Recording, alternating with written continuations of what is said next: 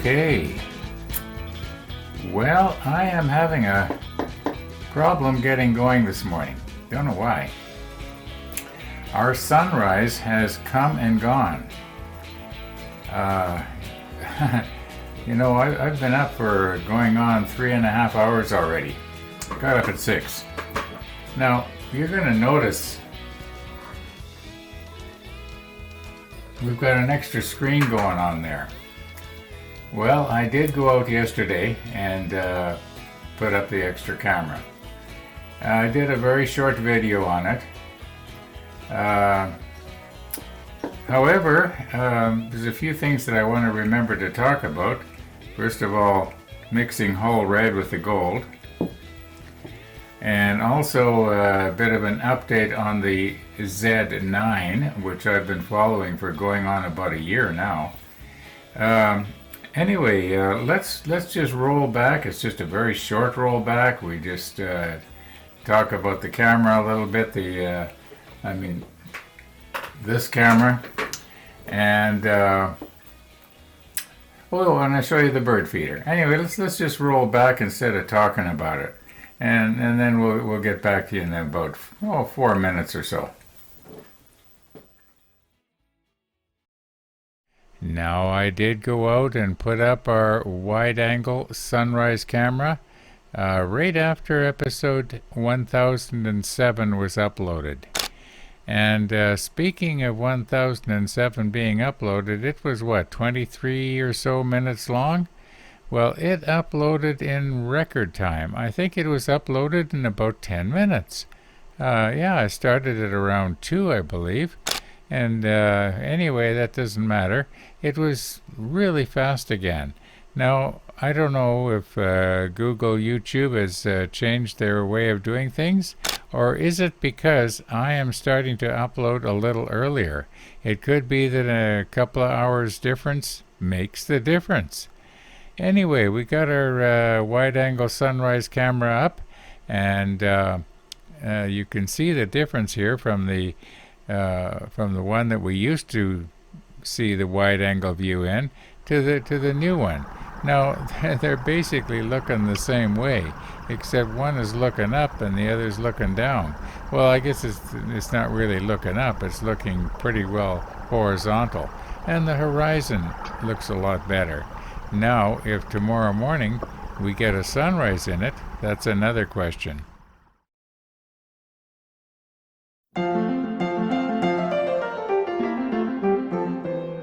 Now, near the end of yesterday's episode, I was saying something about the fact that I'd seen a bird land on our suet feeder. Yeah, it's about time. I was getting kind of discouraged there. It seemed to me that did they not like it or what, Anyway, this one did. And later on, when I went out to deal with the wide-angle sunrise camera, I snapped a couple of pictures. And you can actually see where the bird was nibbling away there, or pecking away. Anyway, it's nice to see the bird on the suet feeder. Yeah.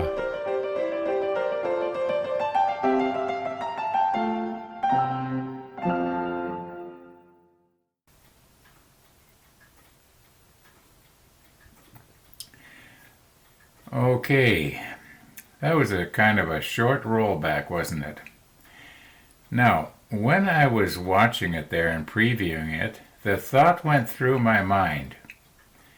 Did you ever watch a sloth climb a tree? Or a sloth do anything? Yeah. Kind of reminds you of somebody, doesn't it? Now, I don't deliberately move like that. That's the way it's going. Yeah. Anyway, now about the Z9. Got an email from Andrew at Photo Central here in Winnipeg this morning. And he was saying that they'll be letting us know when our Z9 comes in. Now, I say our because I guess I'm getting it mainly so that I can do slightly better quality videoing than I'm doing now. as I've mentioned before, I want to move right away up to 4K 60 frames per second instead of 30. That should give the illusion of the video being sharper and much smoother. It'll be twice as smooth. It won't be as jerky. Because you know how I like to poke at stuff, and if I'm moving my hands around or doing whatever, if at 30 frames a second, it's not quite as smooth as it could be. So that's what this is all about. Plus, the camera will take a whole lot better. Well, not that much better, but it'll be a lot more fun. Let's put it that way. It's going to be a lot more fun. Yeah. Anyway, let's get on here and talk about the email, or the message rather, or the comment, I guess you'd call it, we got from our friend UK Jason. Okay, time is marching on here, isn't it? Now,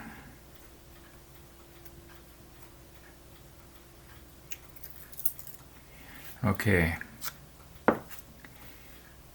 you'll recall that these things are just the ends of a pipette that I was going to throw away anyway. Makes for a nice little mixing bowl when you just want to, mix a few drops.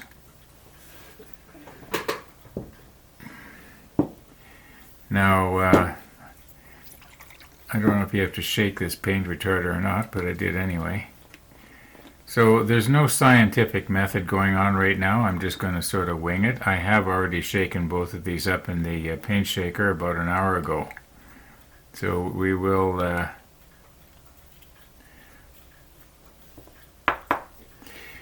okay, I'm going to go like this. I'm going to use the same pipette to sample both the paint retarder and the paint. And I'm going to do the retarder first because it's clear, and I don't mind if I get a tiny bit of residue of retarder in with that. So we're just going to let's just give it let's just give it 2 drops. 1, 2. Now, I don't know if this paint retarder evaporates or not. I've never tested it. I suppose we could. But not today. Okay. Now, as I mentioned, this was already shaken up. I've noticed when I use this stuff that the pigment settles very quickly. So, we're going to want to... Oh my goodness. Oh, for heaven's sakes.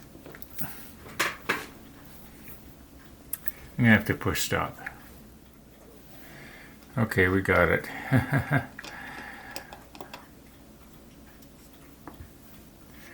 All right.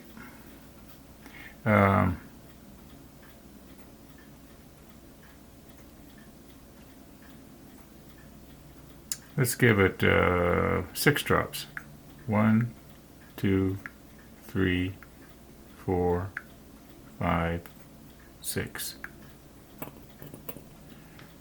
Okay.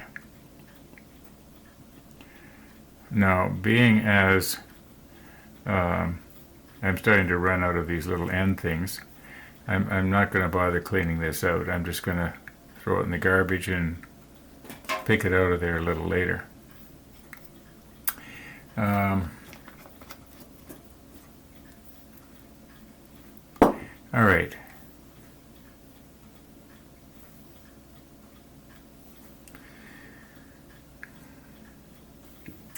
Now for the brown, or the hull red rather. Now we want to try and make this a copper color. Now I don't think we need very much at all. We just want to kind of darken it.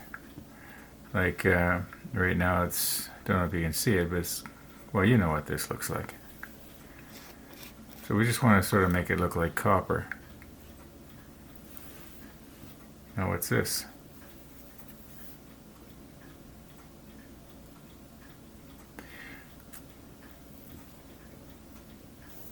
More garbage. Okay, I think I'm just going to use a toothpick because I went very, very little.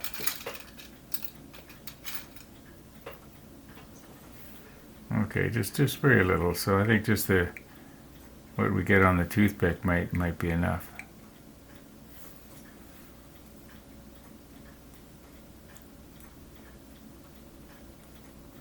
I want to make it look coppery, and yet I want it to be light.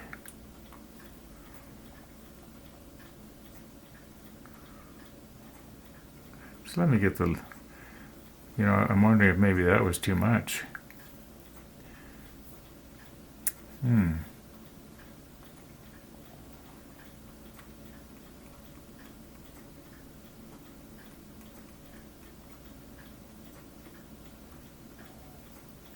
I'm going to get a fresh toothpick because I don't want to get any more of this whole red in there.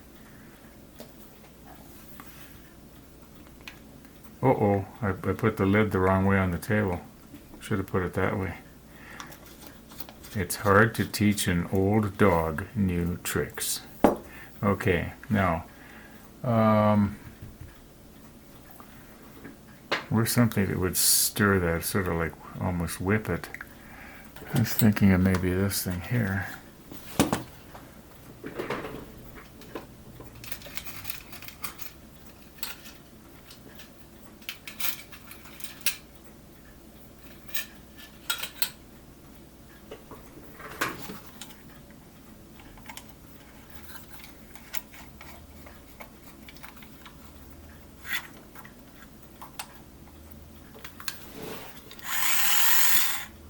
This doesn't turn fast enough.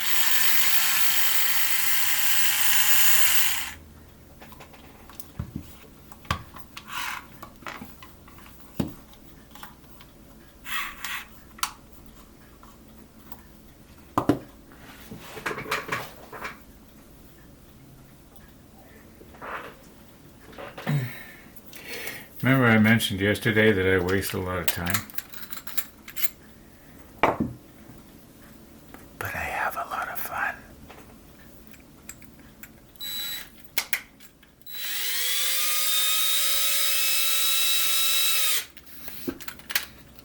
Okay.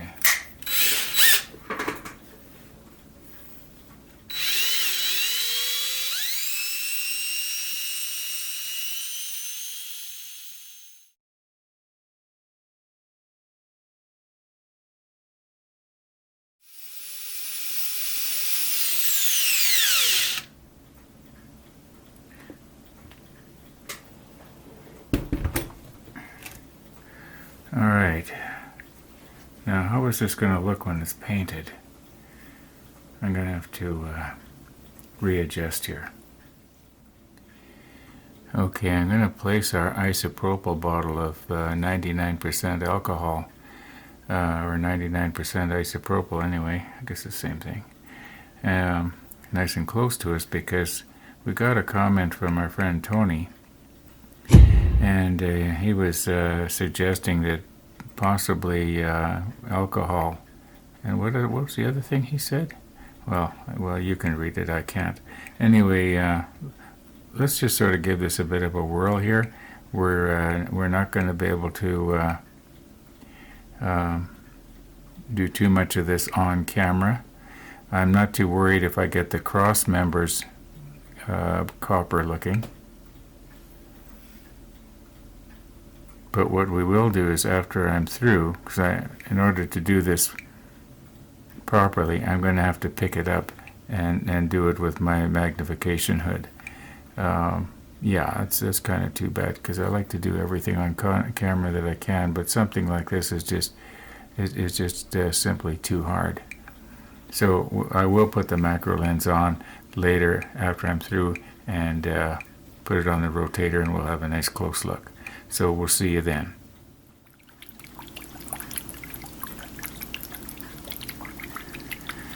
Okay, I'm going to paint those cross members white. And the reason being is I can't think of anything else they would possibly be. I mean, you want them to, stand out in the water at night, right? So I would think either they were white or bright yellow maybe. And I've got our little parts here on a piece of upturned frog tape. And now we'll put the macro lens on. Okay, I know you can't see it, but this time I remembered to put the cap down the right way. Now, before I start painting, maybe I should do the rotating thing.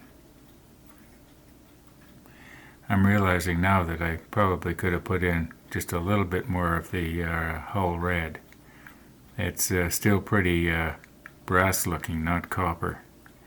Okay, now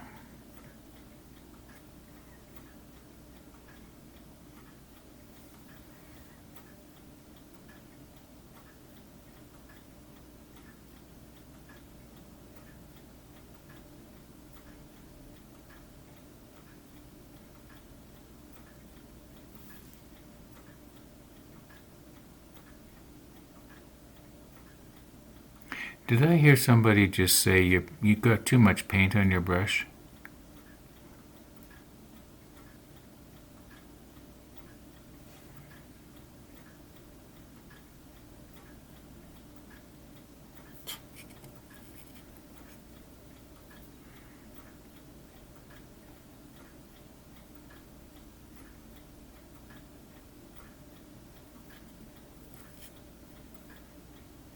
I'll let these dry.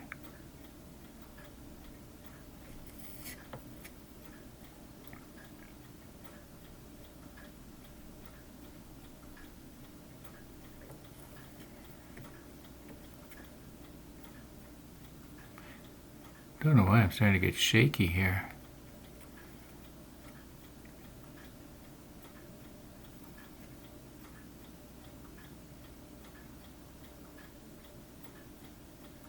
Trying to go as reasonably close to the brass or copper ball. Whoops, the brush is drying out.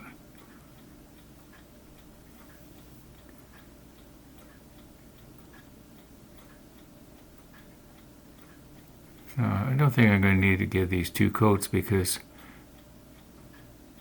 they are going to be hidden by that cage, which is going to be sort of a dark gray, probably the darkest gray I got. Oh, I don't want to paint it the the number 22 that the superstructure is that this is going to be up against.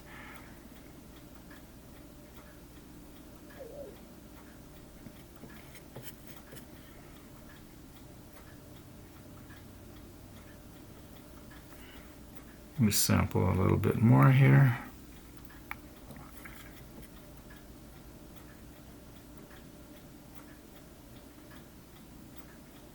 I have to hold my breath when I'm doing this.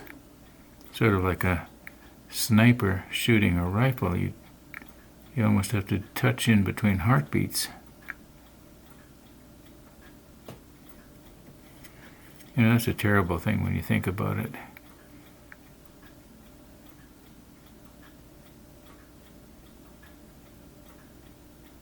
Okay, we'll let this dry. Now let's try out Tony's suggestion where he thought alcohol might cut the flux residue. Okay, yeah, that's not too bad. We'll let that dry. I'll just turn them over and do the other side off camera.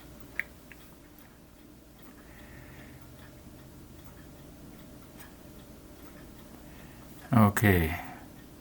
Now, my plan is, and you probably can't see it from way back where you are, but I want to put this solder joint that I want to try and clean off right above where this is going to, the point of rotation here, and I think I pretty much got it. So that when I put the macro lens on and rotate it around, it stays in the frame. Okay, got the not double-sided tape, but frog tape, sticky side up. Yeah, I think that's pretty close. Okay, let's get the macro lens on and do our thing. I've mentioned about these caps that they unscrew by turning them clockwise. Nikon, what's wrong with you? Okay, I'm only going to give this one shot, and You can probably see it there. It's the one I'm touching right now, this one right here. Okay. Now, I don't know why I'm worried about it, because I can hardly see anything here. I know it's been suggested to use one of those scratchy brushes, like a fiberglass brush, but I've never used one of those. I don't have one. It might work just fine. Anyway, let's get a little bit of 99% here on the end of my brush here. And we're just going to sort of scrub it here. We're seriously running out of time here.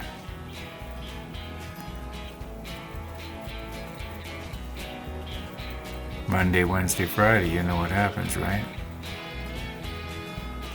Now, one nice thing, because we soldered this, we don't need to worry about dissolving any glue or anything, do we? Yeah. I wonder if maybe this would have worked good in the ultrasonic cleaner. I think I've mentioned, though, that I'm afraid to use 99% or alcohol or anything flammable in the ultrasonic cleaner, just in case for some strange reason it will catch fire. That would melt our model ship pretty fast, wouldn't it?